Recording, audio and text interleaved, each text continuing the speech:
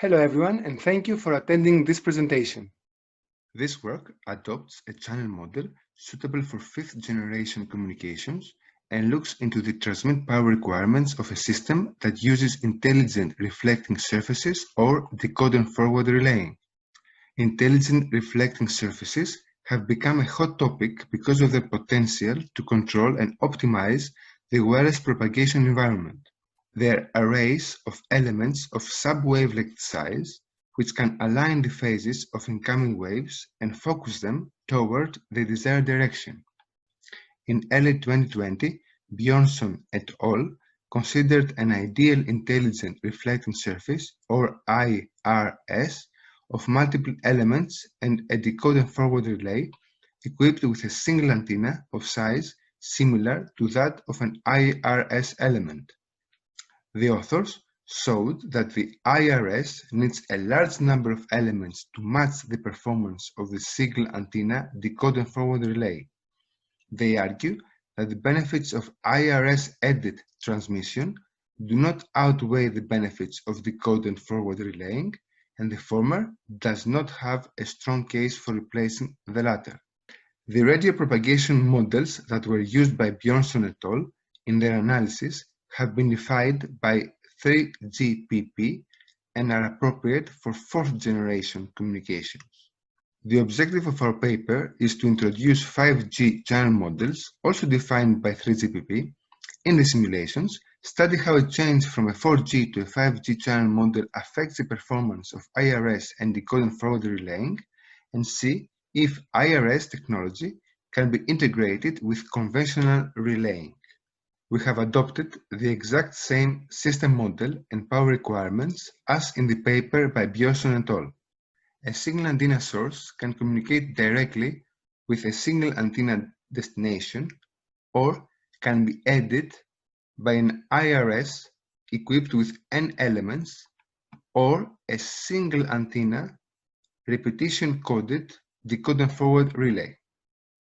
The parameters beta SR, beta RD, and beta SD are the squared magnitudes of the deterministic fading gains of the channels between the respective nodes. If R bar is the target rate of the system, the required transmit power at the source in the absence of a relay and an IRS is given by the well-known expression at the top left of the slide, where sigma square is the power of the additive white Gaussian noise at the destination. We shall refer to this case as the single input, single output, or SISO case. In the case of an IRS, the required transmit power at the source is presented at the bottom left of the slide. The coefficient alpha is the amplitude reflection coefficient of the IRS. For an ideal IRS, the value of alpha is set to 1. The parameter beta IRS is the squared average of the product of two magnitudes, the magnitude of the fading gain of the input channel and the magnitude of the fading gain of the output channel of every IRS element.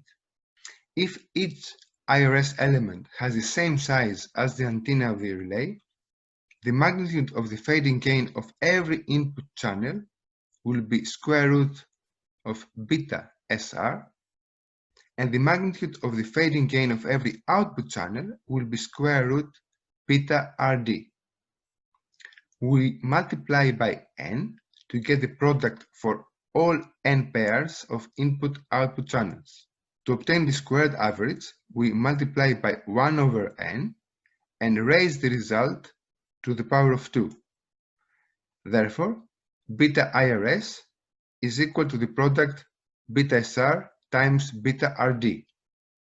When a half duplex decode and forward relay is used, the transmission is split into two stages as opposed to the IRS case, which requires only one stage. In the first stage, the source broadcasts the signal to the relay and the destination. In the second stage, the relay decodes, re-encodes, and transmits the signal to the destination, which combines the two received copies of the signal using maximum ratio combining. If the direct source-to-destination channel has a better quality than the source-to-relay channel, the required transmit power at the source is given by a similar expression to that of the single input, single output case, because the source and the relay remain idle during the second stage. Our work focuses on outdoor-to-outdoor radio propagation in urban environments. The urban microcell case, which was studied by 3GPP, considers radio propagation in a canyon-like environment. That is, users move along streets flanked by buildings on both sides. Typical values for the height of the base station is 10 meters, while the height of the user terminal is assumed to be in the range between 1.5 meters and 22.5 meters. Two expressions for the line of sight and non-line of sight cases have been proposed, as shown in the table. The two-dimensional distance between the base station and the user terminal is expected to fall within a given range, which is different for each of the two cases. The simulation setup is a three-dimensional extension of the two-dimensional setup in the paper by Bjornsson et al. The source and the relay IRS are laid 80 meters apart at fixed positions. This distance is denoted by DSR. The destination moves along a line that is parallel to the line connecting the source and the relay IRS. The two lines are separated by 10 meters. The destination covers a distance denoted by D1, which gradually increases. The heights of the source, relay IRS, and the destination have been set to 10 meters, 10 meters, and 1.5 meters, respectively. Line of sight propagation is assumed from the source to the relay and from the relay IRS to the destination. To motivate the use of a relay or IRS, the source to destination link experiences non-line of sight conditions.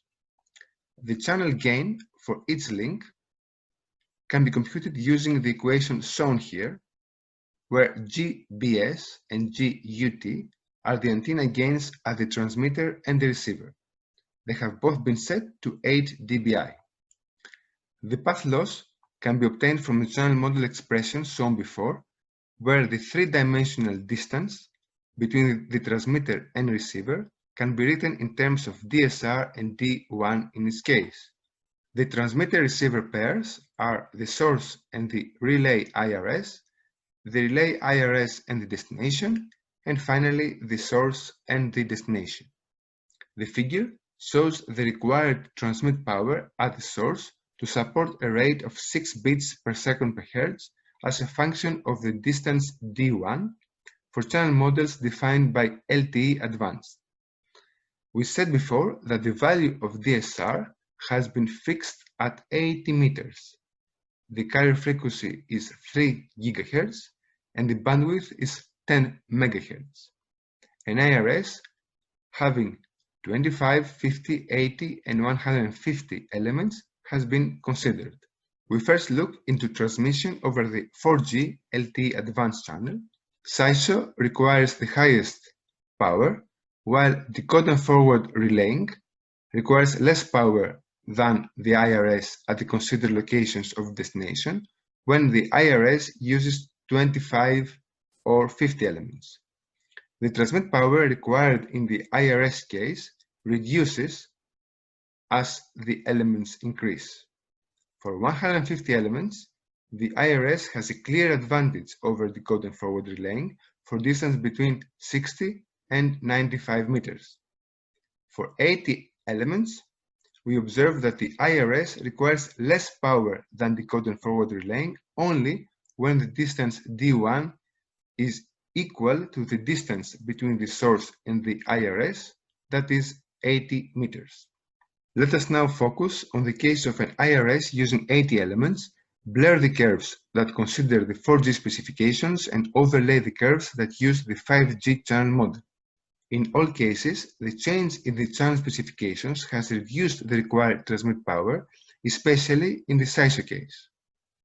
Interestingly, the IRS case requires less transmit power than decode and forward relaying when the distance D1 is shorter than 55 meters, which was not the case for LTE Advanced.